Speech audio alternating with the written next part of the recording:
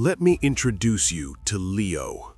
3 years into his startup journey, Leo wasn't sipping champagne in a Silicon Valley penthouse.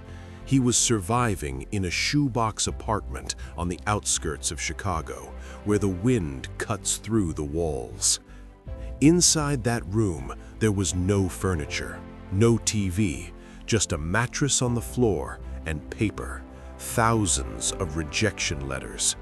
Leo taped them to the walls. "We regret to inform you, not a fit. Come back when you're realistic." Leo had a vision, a portable water filtration device the size of a water bottle, capable of cleaning the dirtiest water in seconds. It could save millions of lives in developing nations. It was brilliant. It was necessary. But in the eyes of the investors, it was too risky. It wasn't the next viral social media app. It wasn't sexy. He started pitching. The first 10 meetings, he was energetic. By the 100th meeting, the energy faded into desperation. By the 500th no, Leo had sold his car just to keep the prototype alive. He started skipping meals. He walked miles in the rain to get to meetings because he couldn't afford the bus fare. He walked into boardrooms with gold-plated ceilings, pitching to men in suits worth more than his entire life's earnings. And they didn't even look him in the eye when they said no. Each rejection was a physical blow, but Leo had a ritual. He didn't drink, he didn't sleep. He went home, taped the rejection letter to the wall, and stared at it. Then came rejection number 999. It was a major bank. The loan officer laughed, actually laughed. He said, "Leo, look at yourself. You are chasing a ghost. Nobody believes in you. Go get a real job." That night, Leo broke. He sat on the floor of his dark room. He was hungry, soaking wet, and completely alone. He looked at his prototype sitting on the floor, a piece of plastic and metal that had cost him everything. He put his head in his hands and wept. He was ready to quit.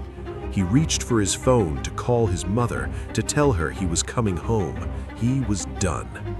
But as the street lights outside flickered, a beam of light hit the wall. It illuminated one specific letter, and something shifted in Leo's brain. He realized they aren't rejecting me. They are rejecting who I am right now. Those 999 no's weren't failures. They were data. They were feedback loops. 999 people had shown him exactly how not to pitch his dream. The tears stopped. A fire, cold and quiet, started burning in his chest. Leo stood up. He didn't tear the letters down. Instead, he grabbed a thick red marker. He walked over to rejection letter number 999, and he wrote 2 words across it in big, bold, angry letters. Almost there.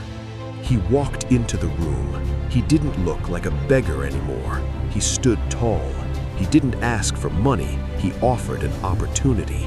The 999 failures had refined his pitch into a weapon. It was sharp. It was undeniable. He finished speaking. The room went silent. The investor, an old veteran of the industry, slowly took off his glasses. He looked at the prototype. Then he looked at Leo. "Son," the investor said, "I've never seen anyone take this many punches and still stand this straight. You didn't just sell me a water filter. You sold me your resilience. I'm in." My friends, we live in a world that only shows the highlight reel, the IPOs, the ribbons, the gold. We forget about Leo's wall. What are you afraid of today? That email you haven't sent? That call you haven't made? The difference between a dreamer and an achiever isn't talent. It's the ability to eat rejection for breakfast and ask for seconds. Don't hide from the no. Go find it, collect it, build your wall.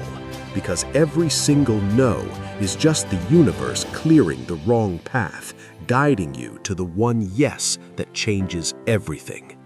Go out there and get your 1000th no. I learned perseverance by spending 5 hours making this video for you. Please give me a follow to motivate me.